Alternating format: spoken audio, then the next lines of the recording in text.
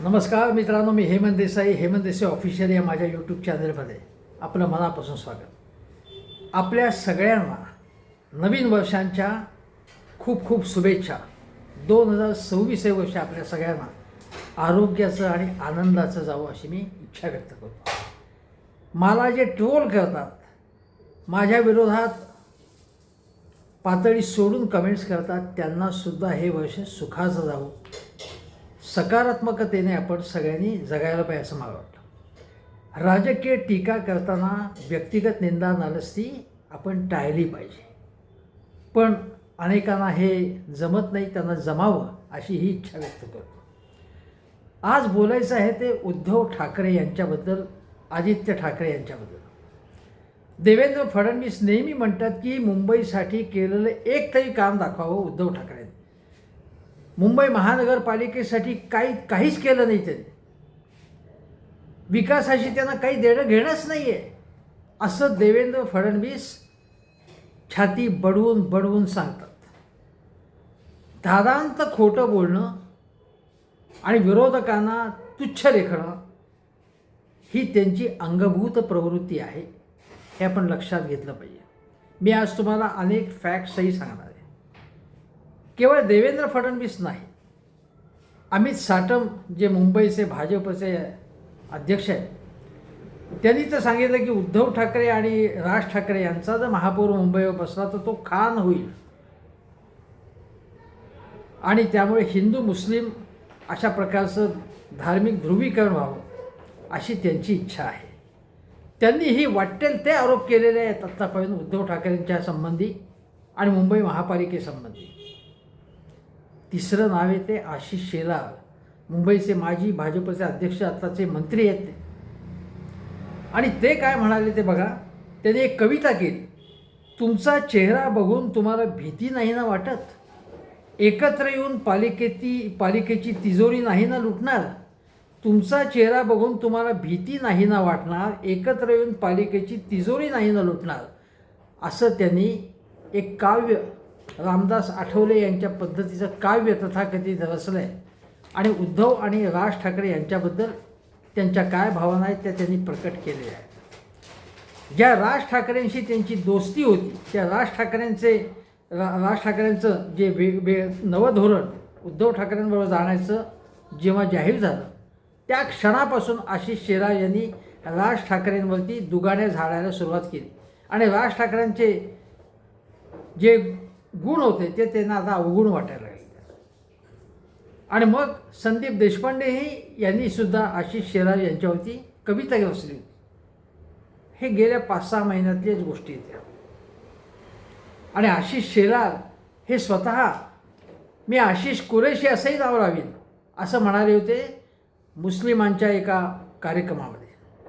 अमित साटम यांचा देखील असा व्हिडिओ आहे उपलब्ध, जे मुस्लिमांचं लांगुल चालन करतानाचा त्यांचा व्हिडिओ उपलब्ध आहे.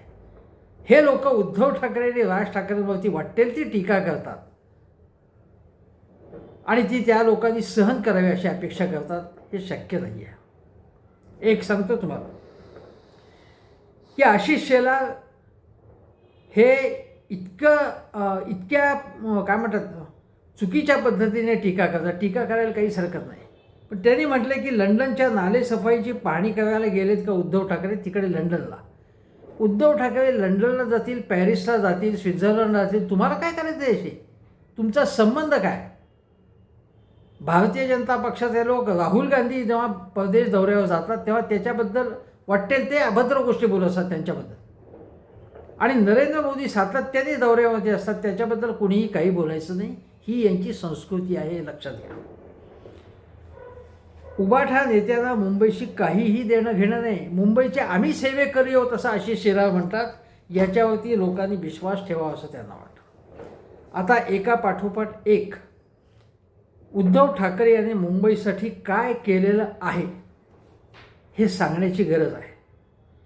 शिवसेना, असली शिवसेना म्हणजे उद्धव ठाकरेंचीच आहे आणि त्यांनी काहीही केलं नाही, मुख्यमंत्री म्हणून ते फेल आहेत असं म्हणणाऱ्यांना लक्षात आणून द्यायला लागेल की मुख्यमंत्री म्हणून त्यांचा देशाच्या पहिल्या 5 मुख्यमंत्र्यांमध्ये त्यांचा वेगवेगळ्या सर्व्हेजमध्ये नाव आलेलं होतं. करोना काळातलं त्यांचं काम काही आंतरराष्ट्रीय वर्तमानपत्रांनी वाखाणलं होतं. त्याचप्रमाणे हायकोर्टाने त्यांचं कौतुक केलं होतं. आणि मला आठवते ते असे की नरेंद्र मोदींनी सुद्धा एकदा अभावितपणे त्यांचं कौतुक केलेलं होतं.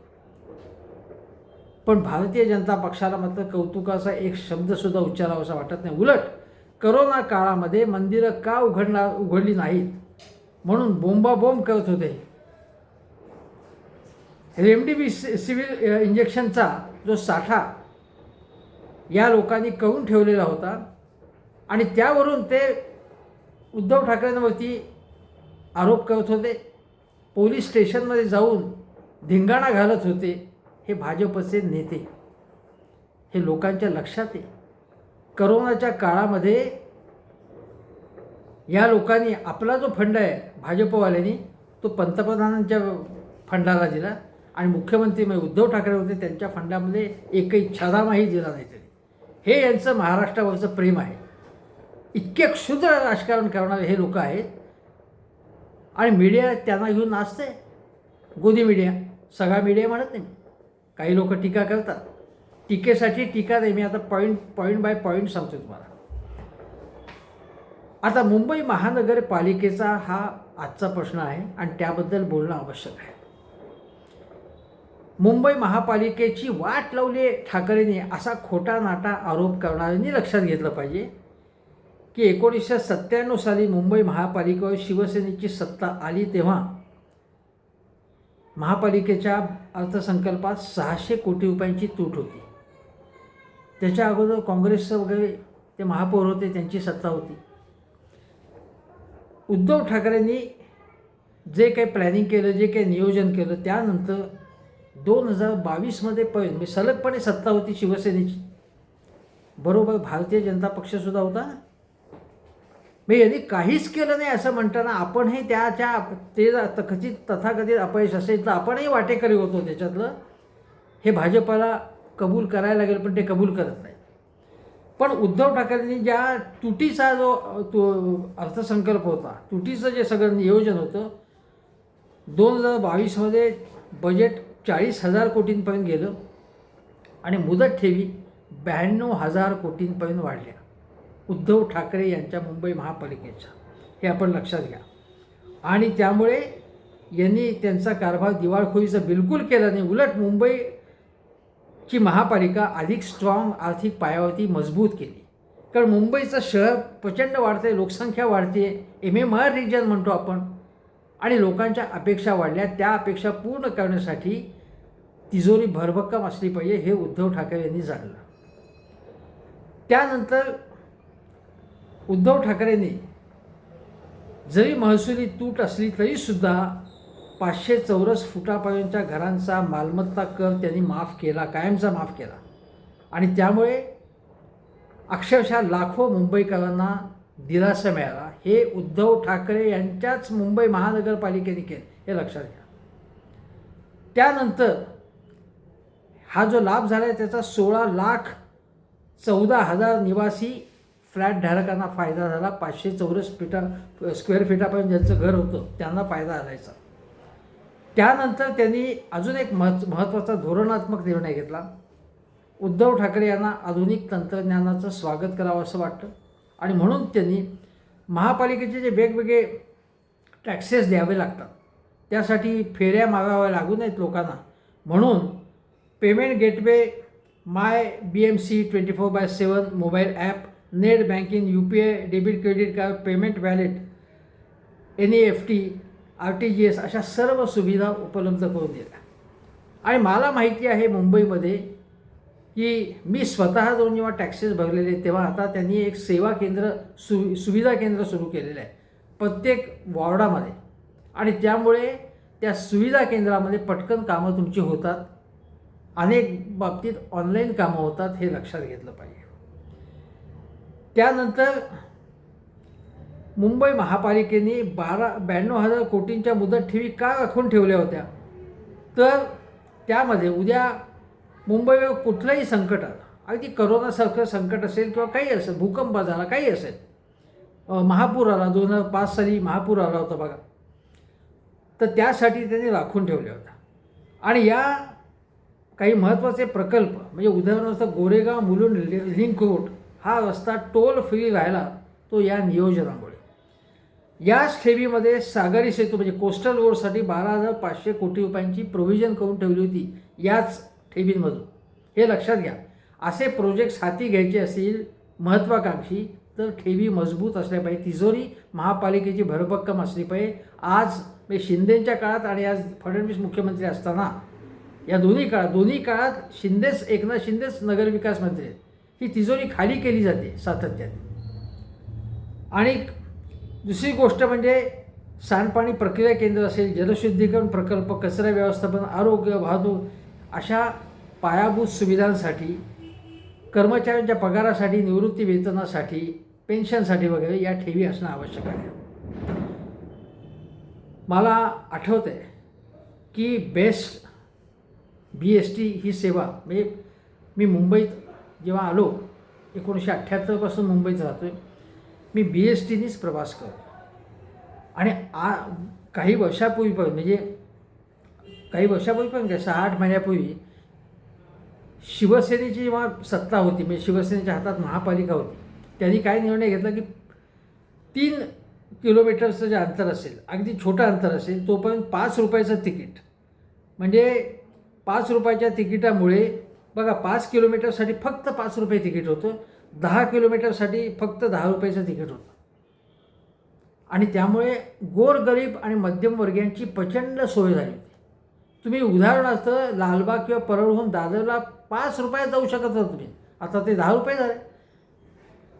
एकनाथ शिंदे आणि या फडणवीस या महायुती सरकारने त्याची भाडेवाढ केली. म्हणजे गोरगरीब प्रवाशांची काहीही फिकीर न बाळगता त्यांनी भाडेवाढ दुप्पट केली. आणि एवढंच नव्हे तर काही बाबतीत तर खूपच भाडेवाढ झालेली. थोडं आणखीन लांब जायचं असेल तर त्यांना गोरगरिबांचं काहीही पडलं नाही हे लक्षात घ्या. दुसरी गोष्ट शिवसेनेच्या म्हणजे उद्धव ठाकरेंच्या शिवसेनेच्या काळात 438 मार्ग असे होते की ज्यात माफक तिकीट दरात 30 लाख प्रवाशांना फायदा होत होता. नंतर तुम्हाला सांगतो की आदित्य ठाकरे यांनी इलेक्ट्रिक बस सेवेसाठी आग्रह धरला आणि अनेक इलेक्ट्रिक बस सेवा सुरू झाली. त्याची आधी खूप टिंगल लोकांनी केली पण त्याचा फायदा झाला लोकांना. आणि 2027पर्यंत मुंबईत संपूर्णपणे पर्यावरणपूरक, वातानुकूलित आणि सर्वात स्वस्त आणि स्थिर तिकीट दरांसह 10,000 इलेक्ट्रिक बसेस सुरू करायच्या असं सगळं प्लॅनिंग आदित्य ठाकरेंनी केलेलं होतं.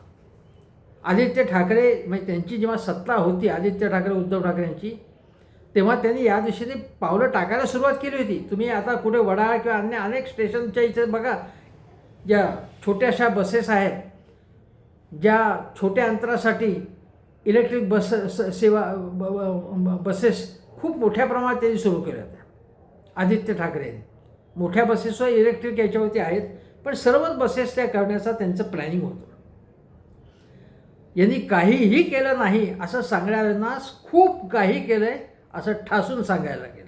शिवसेनेने ही महानगरीय वीज प्रणालीमध्ये जगातील Los Angeles, Seattle, Toronto, Zurich, Vienna, Munich या शहरांच्या मालिकेत मुंबईच्या BSTचं म्हणजे वीज वितरणामध्ये नाव घेतलं जातं. मी स्वतः BSTच्या वीज वितरण प्रणालीचा ग्राहक आहे. तुम्ही कंप्लेंट केल्यानंतर लवकरात लवकर ती कंप्लेंट दुरुस्त केली जाते. त्यांच्या व्हॅन्स आहेत. कंप्लेंट लगेच त्याची तक्रारची दखल घेतली जाते. याचा अनुभव मी घेतलेला आहे. अन्य शहरांमध्ये इतकी एफिशियंट सर्व्हिस नाही. हे उद्धव ठाकरे आणि आदित्य ठाकरे यांच्या काळातलं हे यश आहे हे लक्षात घेतलं पाहिजे. नंतर तुम्हाला सांगतो की मुंबईच्या शाळा जसं आम आदमी पक्षाने शाळा सुधारून दाखवल्या. सरकारी शाळा, पालिकेच्या शाळा, झेडपीच्या शाळा म्हणजे बोगस शाळा असतात. हे तुम्ही तिकडे शिकता का असं लोक तुच्छतेने बोलायला लागले होते. त्या शाळांची संपूर्ण रंगसंगती आणि संपूर्ण इंटिरियर आणि त्याची गुणवत्ता सुधारण्याचं काम उद्धव ठाकरे, आदित्य ठाकरे यांच्या काळात झालेलं आहे. आता तुम्हाला सांगतो मी स्वतः या शाळा पाहिलेल्या आहेत. अगोदरच्या शाळा आणि बदललेल्या शाळा, त्याचा रंगरूप बदललेला आहे. दरवर्षी 30,000 विद्यार्थ्यांची घट होत होती आणि या शाळांची गुणवत्ता वाढल्यामुळे त्या शाळांमध्ये प्रवेशासाठी रीग लागते आता, अशी परिस्थिती आहे. 1234 शाळांमध्ये 8 भाषिक माध्यमांमध्ये 3.25 लाख विद्यार्थ्यांना शिक्षण दिलं जाते. महापालिकेच्या वाचनालय, त्यानंतर मोफत विद्यार्थ्यांना मोफत BSTची सेवा, गणवेश, दप्तर, आरोग्य शिबिरं, मुलींसाठी सॅनिटरी पॅड्स, वेंडिंग मशीन्स अशा स्वरूपातील 28 शालेय साहित्य मोफत, 600+ व्हर्च्युअल क्लासरूम सुरू केले आहेत आणि 62,000च्या पेक्षा अधिक विद्यार्थ्यांना टॅब दिलेले आहे. आदित्य ठाकरे यांनी जेव्हा टॅबची घोषणा केली तेव्हा त्यांची टिंगल केली. याच लोकांनी केली, या भाजपवाल्यांनी टिंगल केली. आज त्याचा फायदा होतो आहे आणि आज त्याचं अनेक ठिकाणी अनुकरण केलं जातं, हे लक्षात घेतलं पाहिजे. दुसरी गोष्ट तुम्हाला सांगतो, जगातील ही एकमेव महापालिका आहे जिथे CBSE, ICSE, IGCSE, IB आणि SSE या सगळ्या बोर्डाचं मोफत शिक्षण दिलं जातं आणि शाळांची 40 ते 45% घसरलेली गुणवत्ता आणि विद्यार्थ्यांची एकूण सगळी आकलन क्षमता वाढवण्यासाठी आदित्य ठाकरे यांनी अनेक सामाजिक संस्था, शिक्षणतज्ज्ञ आणि शिक्षकांना सोबत घेऊन एक रोड मॅप तयार केला आणि आज ती गुणवत्ता दुप्पट झाली, म्हणजे 85 ते 90% पण उंचावलेली आहे. शिवाय मुलींची शालेय उपस्थिती वाढवण्यासाठी प्रोत्साहन भत्ता देण्याची योजना त्यांनी राबवली. मध्यान्ह भोजनात विद्यार्थ्यांना पोषणयुक्त आहार मिळावा म्हणून अक्षय पात्र पब्लिक स्कूलमध्ये, मुंबई पब्लिक स्कूल्स म्हणतात त्याला, आणि महिला बचत गटांतर्फे आरोग्यदायी आणि रुचकर मध्यान्ह भोजन देण्याची व्यवस्था उभी केली. काहीही केलंच नाही यांनी असं म्हटलं ते. मग हे काय, तुमचे डोळे म्हणजे आंधळे आहेत का तुम्ही, का बहिरे आहेत तुम्ही? हे ठासून सांगण्याची गरज आहे. यांनी खूप काही केलेलं आहे. सगळ्या गोष्टी त्यांना साध्य झाल्या असं अजिबात म्हणण्याचं कारण नाही, पण काहीच केलं नाही. आता बघा, दरवर्षी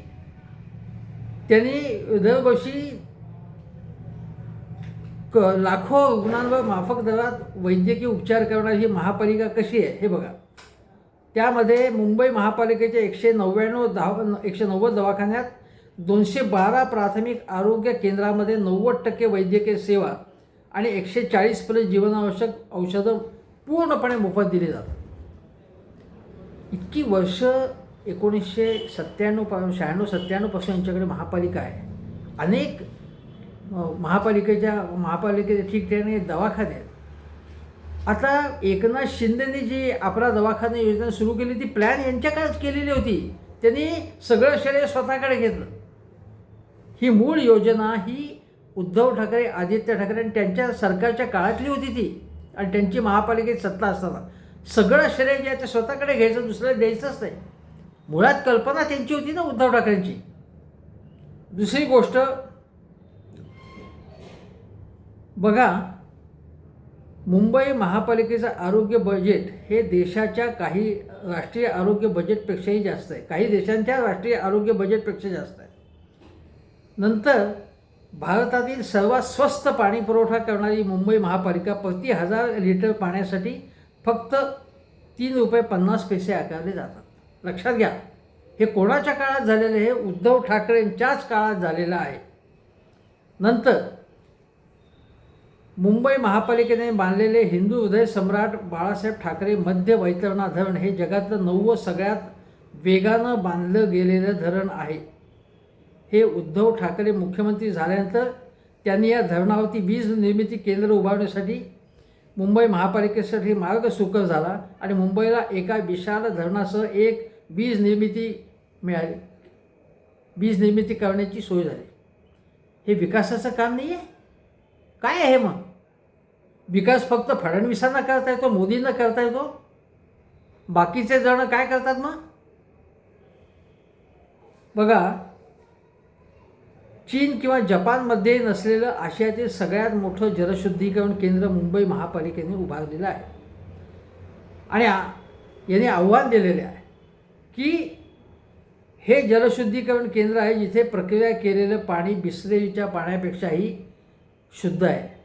हे बिसलेरीचं पाणी अधिक शुद्ध आहे कोणी दावा करूच शकणार नाही. त्याला आव्हान दिलेले आहे उद्धव ठाकरे. नंतर बघा, दूषित पाण्याचा पुरवठा होऊ नये म्हणून मरोळ ते रुपारेल आणि रुपारेल ते कुलाबा अशा जलवाहिन्या 90 फूट खोलवर नेलेल्या आहेत. बघा, नंतर मुंबईतलं कोस्टल रोड हे उद्धव ठाकरेंनी केले. एकनाथ शिंदेंनी, फडणवीसांनी नाही. त्यांचं स्वप्न होतं ते, हे लक्षात घ्या. उद्घाटन कोणी करेल पण मूळ कल्पना सुरू कोणी केले हे महत्त्वाचं आहे. नंतर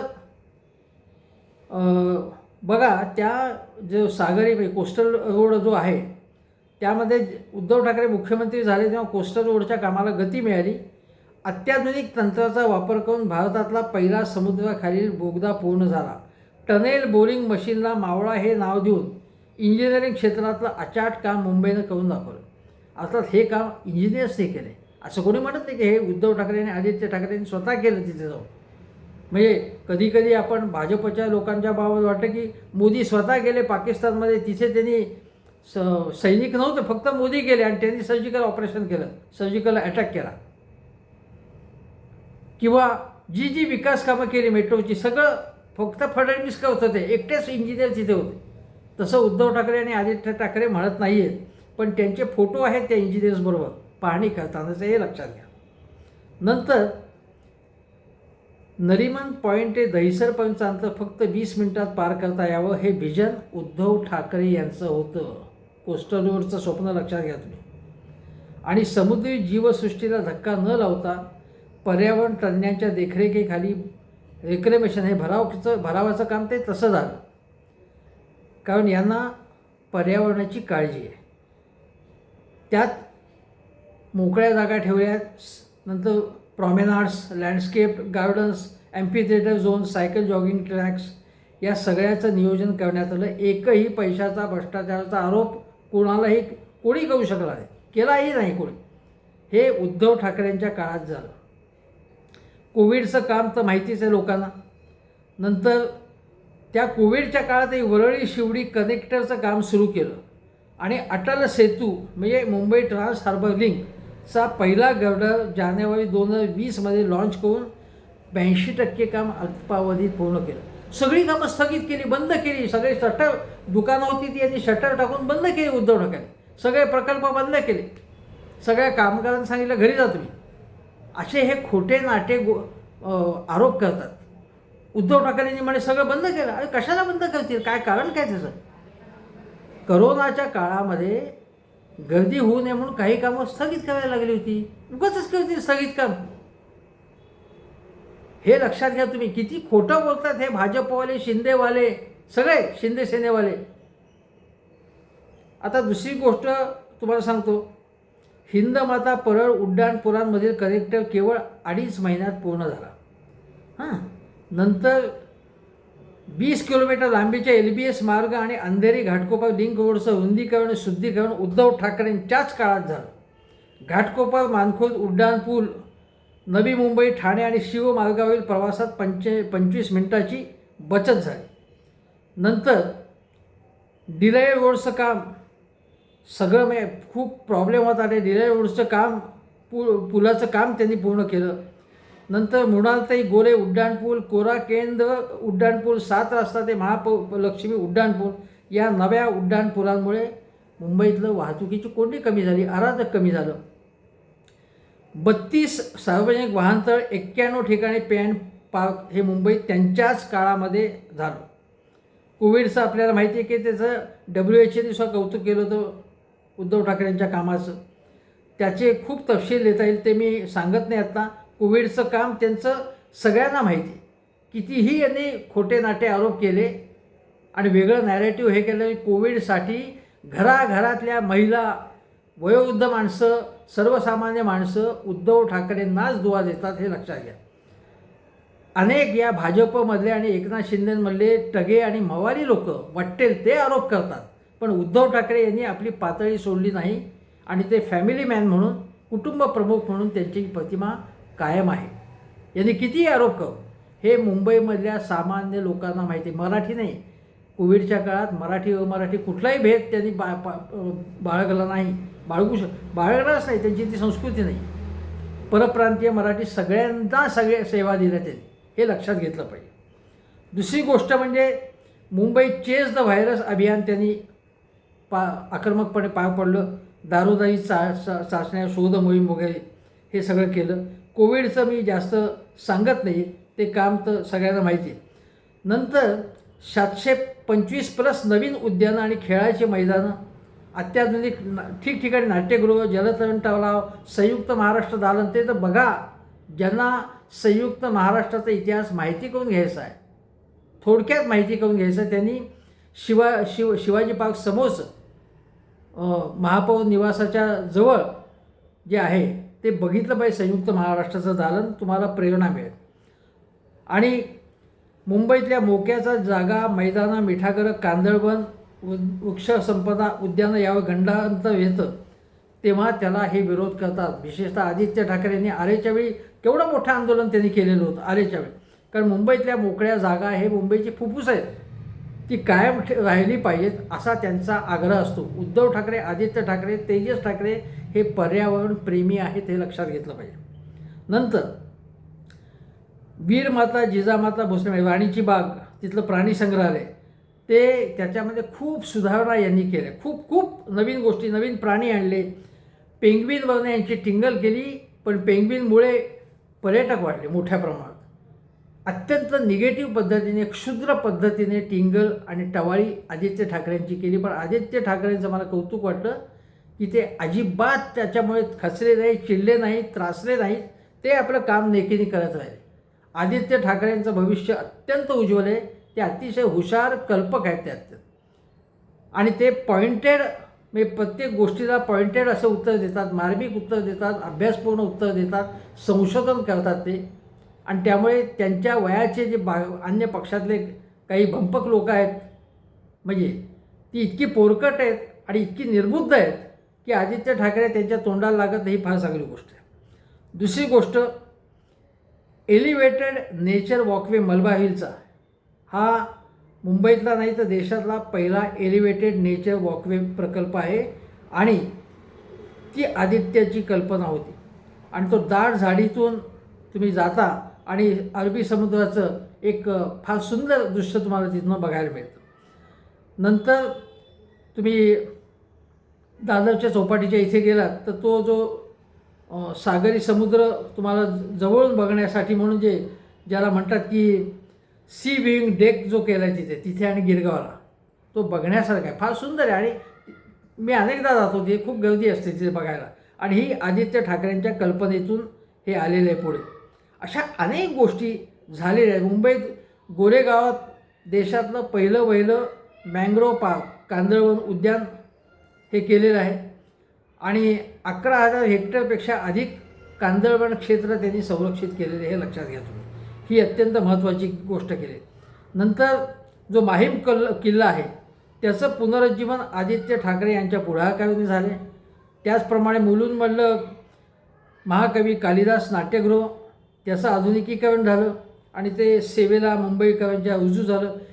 नंतर हेरिटेज वॉकची कल्पना आदित्य ठाकरेंनी मुंबईत हेरिटेज वॉक सुरू केलं, त्यामुळे खूप टुरिझम वाढलेलं आहे.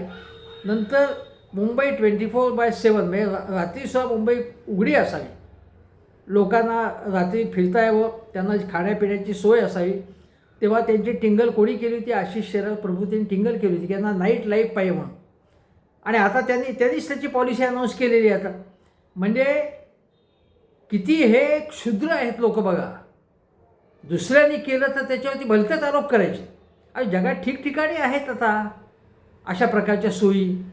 म्हणजे त्यामध्ये जेव्हा शहराचा अनुभव घेतात, म्हणजे मला आठवते की प्रमोद नवलकर आणि अंतुलेसुद्धा अशा प्रकारे गेले होते की मुंबईमधलं नाईट लाईफ कसं असावं, कसं आहे आणि त्यात काही गुन्हेगारी होते काय हे बघण्यासाठी ते गेलेले होते.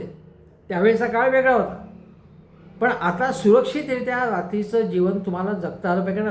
अनेक जण रात्री उशिरा काम करून परततात, काही जणांना रात्री भटकण्याच्या सोय असते आणि जगात अनेक ठिकाणी या सोयी उपलब्ध असतात.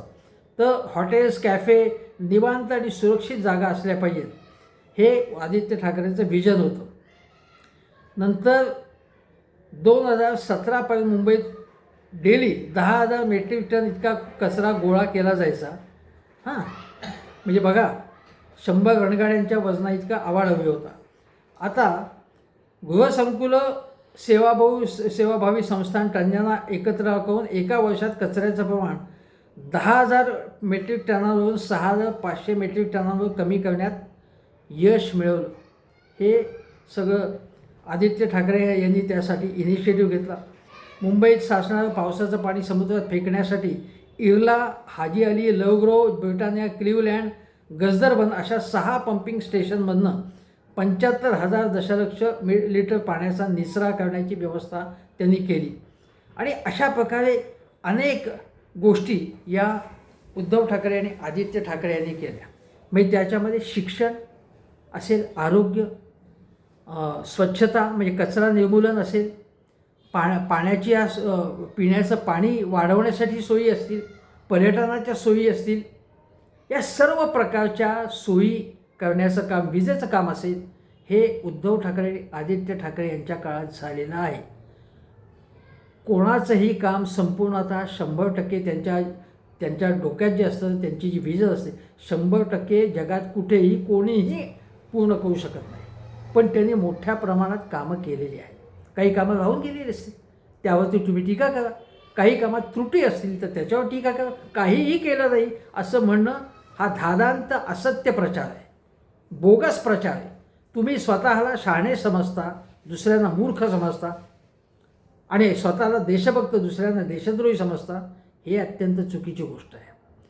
या भंपक आणि अत्यंत विद्वेषी लोकांना धडा शिकवण्यासाठी या गोष्टी मतदारांपुढे आणण्याची गरज आहे. म्हणून मी ते आणले. भले कोणी मला हे प्रचारी आहे असं म्हणून, पण यांनी काहीच केलं नाही असं म्हटल्यावरती माझ्या डोक्यात संतापाची लाट येते, म्हणजे डोक्यात तिडीक जाते. आणि म्हणून या गोष्टी सांगण्याची आवश्यकता आहे. ठाकरेंनी काय केलं, ठाकरेंनी काय केलं असं जे कुचकटपणे बोलतात त्यांना हे उत्तर आहे.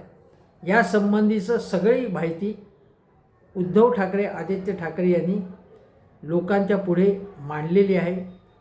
त्यासंबंधी पुस्तिका त्यांनी तयार केलेल्या आहेत. व्हिज्युअल्स त्याच्यातली म्हणजे त्याचं मांडणी चांगली आहे आणि ते सोशल मीडियावर ते टाकलं असेल किंवा टाकतील. या सगळ्याचं कौतुक केलं पाहिजे किंवा या सगळ्या गोष्टी लोकांपुढे आणल्या पाहिजेत, हे आपण लक्षात घेतलं पाहिजे. आज महत्त्वाची गोष्ट म्हणजे तुम्हाला एक महत्त्वाची गोष्ट सांगायची आहे.